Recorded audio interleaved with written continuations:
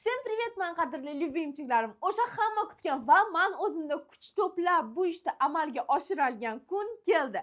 Ya'ni men blogerlikni o'rgatish bo'yicha darslik tayyorladim. Siz uchun qadrli любимчиklarim, birinchi darsga xush kelibsizlar. Birinchi darsimiz mavzusi bu blogerlikka ilk qadam, ya'ni siz uchun motivatsiya. Bu darsligimizda biz bloger kim? Nima uchun odamlar bloger bo'lishga qiziqadi? Nima uchun 70-80% odamlar blogerlikni boshlaydi-da, davom ettira olmaydi? Blogerlikning orqasidan siz nimalarga erishasiz va nimalarni yo'qotasiz? Blogerlik o'zi nima? Hobbi yoki kasb? Blogerlikdagi ijobiy xarakter qanday, salbiy xarakter qanday? Shu kabi savollarga javob topasiz. Eng avvalo bu darslik davomida men sizlarga to blogerlikka kirib kelganim, 5 oy davomida 240 mingta auditoriya to'plaganim, shu sohadagi insonlardan o'rgangan narsalarimni sizlarga o'rgatmoqchiman. Eng asosiysi, bular hammasi amalda qo'llangan va foydasi bo'lgan. Diqqat bilan tinglang, xuddi mendek qiling. Shahloning qarshisida bo'lajak blogerlar. Endi savollarga keladigan bo'lsak, bloger o'zi kim? Bloger bu hamma. Kim qo'lida telefon bor, kim ijtimoiy tarmoqqa kiradi, qaysi bo'lishidan qat'iy nazar, Instagram, TikTok, YouTube, Facebook, qaysinisi bo'lishidan qat'iy nazar, siz unga post, publikatsiya joyladingizmi, siz уже blogersiz. Chunki siz blog yuritishni boshladingiz. Lekin shaxsiy profilda aktiv yurgizish bor, passiv yurgizish bor. Siz уже profilingizda aktiv yurgizishni boshladingizmi? Demak, siz blogerlikka birinchi qadamni bosdingiz. Nima uchun 70-80% odamlar blogerlikni boshlaydi, lekin davom ettira olmaydi? Chunki blogerlik ham kuch talab qiladi, mehnat talab qiladi, vaqt talab qiladi.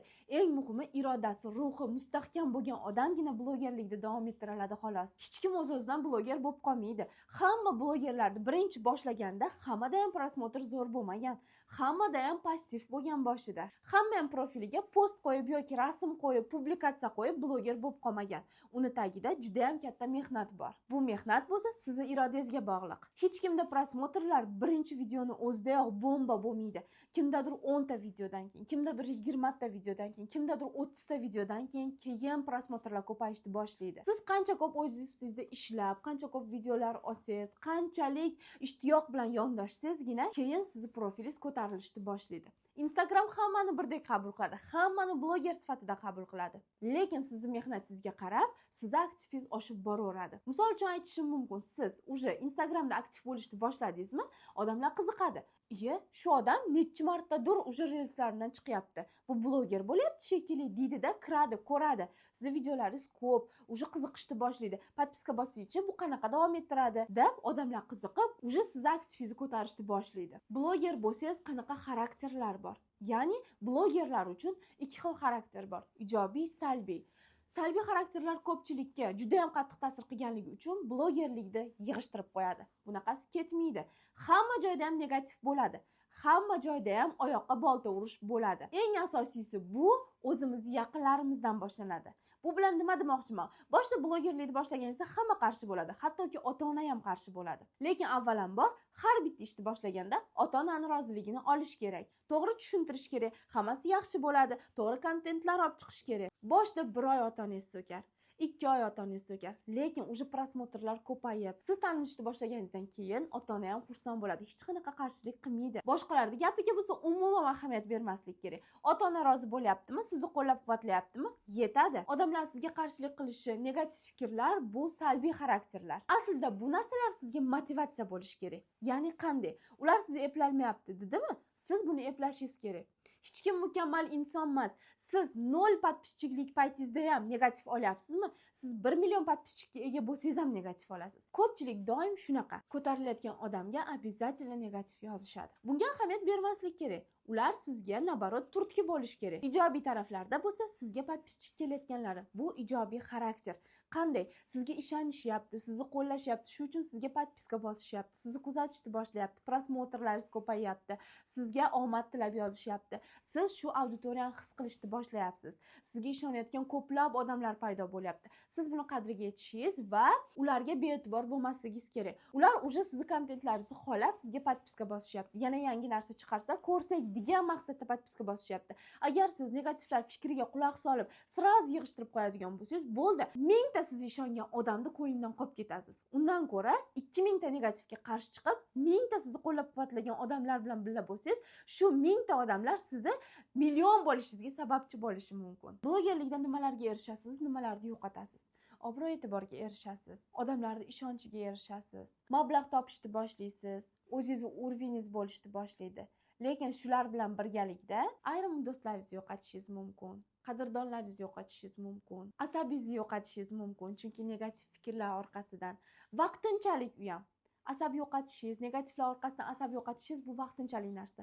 Bora keyin siz уже kommentariyadagi negativlarga umuman ahamiyat bermaydigan bo'lib qolasiz. Nimaga? Chunki siz shuncha odam sizni qo'llab turganini his qilasiz. Blogerlik kasbmi yoki hobbimi? Bitta narsa aytmoqchiman. Siz tanilish yoki mablag'da orqasidan bloger bo'lmoqchi bo'lyapsizmi?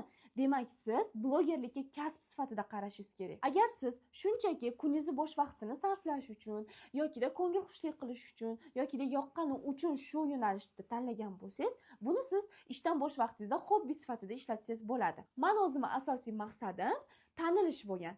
Shuni orqasidan men o'sha mablag' topishni ham boshladim.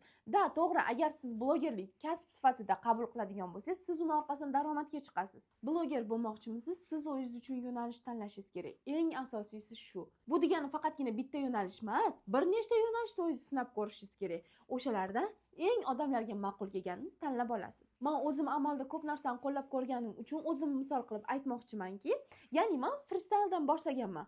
Undan keyin oddiy qishloq sharoitini ko'rsatdim, narsa pishira olishimni ko'rsatdim, uy tozalanishimni ko'rsatdim, get ready with me'lar qildim, sportda yurganlarimni ko'rsatdim, ko'p yo'nalishlar ko'rsatdim. Odamlarga ma'qul kelganini iloji boricha ushlab qoldim. Siz nimaga qiziqasiz? Qiziqishingiz bo'yicha olib boring bu bloglaringizni. Ya'ni siz rassomchilikka qiziqasizmi? Rassomchilikda orqasidan bloger bo'lib, siz shuni orqasidan mablag'ga chiqishingiz mumkin. O'zbekistonda juda ham talantli bolalar ko'p, juda ham san'atkor odamlar ko'p. Lekin hamma ham o'zini ochib bera olmaydi. Blogerlik sizga eng asosiysi ommani oldida qo'rqmaslikka, kamera bilan bemalol ishlashlikka o'rgatadi. Blogerlik bu san'at. San'at ko'p sohalarni qamrab olgan san'at bu. San'atda nonini yeyish qiyin, обязательно negativ fikrlar bo'ladi. Siz bloger bo'lmoqchimisiz? Demak, siz juda ham ko'p kasblarning vakilisiz. Qanaqasiga aytaymi?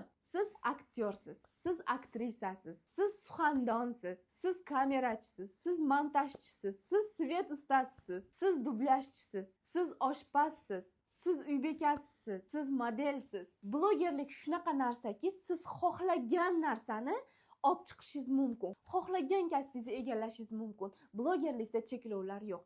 Eng asosiysi to'g'ri yo'l tanlash kerak xolos. Eng asosiysi o'zingizga bo'lgan ishonch. Hech qachon sinib qolmaslik, ruhan kuchli bo'lish, o'zingizda kuch topa olish. Blogerlik juda ham ko'p mehnat talab qiladi. Video olishingiz, kadrlarni o'zingiz to'g'rilab qo'yishingiz, uni montaj qilishingiz, uni Instagramga qo'yishingiz.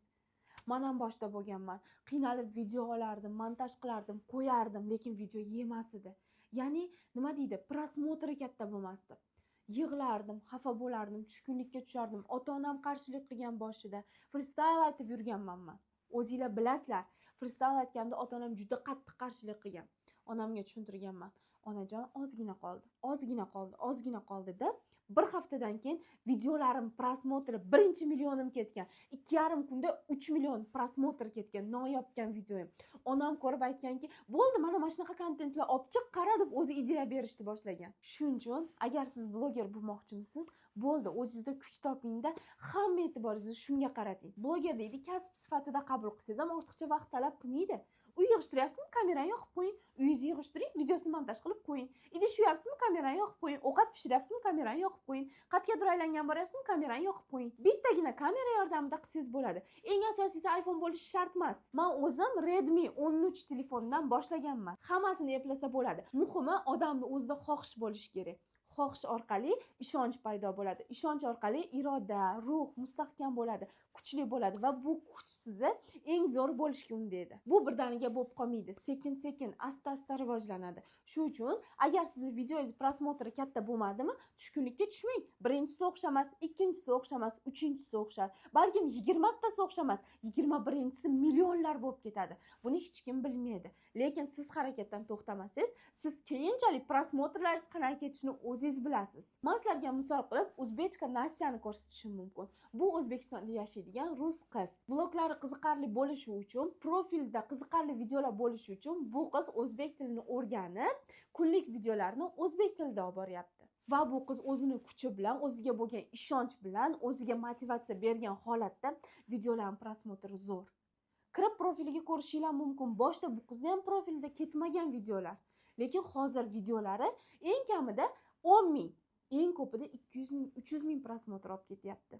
Nimaga? Mehnatdan to'xtamayapti. Bir oyda уже 7 mingta почти obunachi to'playapti. Bu zo'r rezultat o'rtoqlar. Ikkinchi misol qilib Abzorinoni aytishim mumkin. Bu profilda egasi ayol kishi chet elda yashaydi. O'zi qiziqishlari turli xil noyob mevalar, turli xil noyob yeguliklarda ASMR qilish, ko'rsatib berish orqali vlog yuritadi. Va biz bu opa bilan birgalikda ishlab ko'rdik. Opa уже bir haftada prosmotri 700 ming bo'lib ketdi. Obunachilari bo'lsa уже 8 mingga yaqinlashib qoldi. Eng zo'rini aytaymi? Eng zo'ri bu profilda egasi, ya'ni Turkiyada yashaydigan o'zbek qizi. Bu qizni prosmotri 2 kunda 700 mingdan oshib ketdi. Nima degan gap? 2 kunda. Ko'ryapsizlarmi? Etapma-etap ketyapti. Nastya Abzorino Turkiyada yashaydigan o'zbek qiz. Hammasi mehnatga bog'liq.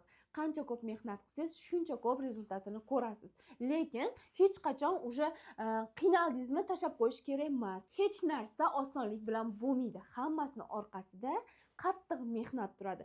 Mehnat qildingizmi, qachondir rohatini ko'rasiz. O'rtoqlar, men blogerlikni o'rgatish bo'yicha 5 ta darslik tayyorladim. Bu bo'lsa birinchi darslik, ya'ni bepul darslik edi. Men o'tgan safar qilib ko'rdim. Blogerlikni o'rgataman deb bepulga Farg'onadan 10 ta qizni oldim. 300 ta qiz ichidan 10 ta qizni tanlab olib, ular bilan ishlashni boshladim.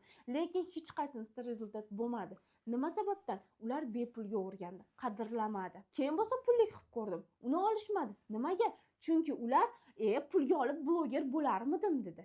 Lekin haqiqatan ichida ishtiyoqi bor, o'ziga ishongan, o'zida kuch topa oladigan, mana men deb yorib chiqiladigan odamlar bu kursda agar oladigan bo'lsa, men albatta va'da beraman, o'zini harakati bilan bloger bo'la oladi. 5 ta darsligimizdan birinchisini sizlarga taqdim etdim. Bu bepul darslik edi. Yana 4 ta darsligimizning umumiy summasi 99 ming so'm. Agar kim bloger bo'lmoqchi bo'lsa, marhamat qilib pastdagi silka orqali bemalol aloqaga chiqishinglar va darsliklar sotib olishinglar mumkin. 4 ta darslikning ichida men sizlarga bloger inson kibr va g'ururini boshqara olishi haqida, videolar montaj qilish, ularni qanday olish, qanday kadr qo'yishlar haqida, videoni aktivlari haqida, Instagram qanaqa videolar ko'proq rekka olib chiqib berishi haqida, videoda odamlar jalb qila olish haqida juda ham ko'p ma'lumotlar beraman. O'zim boshimdan kechirganlarim va ko'pchilikdan ko'rib o'rgangan narsalarim va hammasi foydali bo'lgan narsalarni men sizlarga taqdim qilmoqchiman. Chunki meni ko'nglim sezyapti, his qilyapman. Agar xohlab chin dildan men bloger bo'laman degan odam bu kursni sotib oladigan bo'lsa, bu odam albatta bloger bo'ladi. Chunki men o'zim shu narsalarni amalda qo'llab, hozir 240 mingta auditoriyaga egaman. Hamma ham bir xil. Men siz kabi, siz men kabisiz. Inson qilgan ishni inson qila oladi. Shuning uchun hech qanaqa cho'chishlarsiz blogerlik tanladingizmi, uni oxirigacha olib boring. Blogerlik sizga juda ham ko'p narsalar beradi. Siz xohlagan barcha narsalarga erishishingiz mumkin. Buni orqasida katta kuch, katta mehnat, katta vaqt va iroda turadi o'rtoqlar. Hammasi o'zingizga bog'liq o'rtoqlar. Bloger bo'lmoqchimisiz? Hozirdan boshlang. Bu siz uchun eng zo'r imkoniyat. Eslatib qo'ymoqchiman. Hozir kursimizning narxi skidka narxida 99 ming. Keyinchalik qimmat bo'lib ketishi mumkin. Chunki darsini 99 mingdan sotib olgan o'quvchilar bloger bo'lib ketsa, ularning otsivlari orqali narximiz qimmatlashishi mumkin o'rtoqlar. Ulgurib olinglar.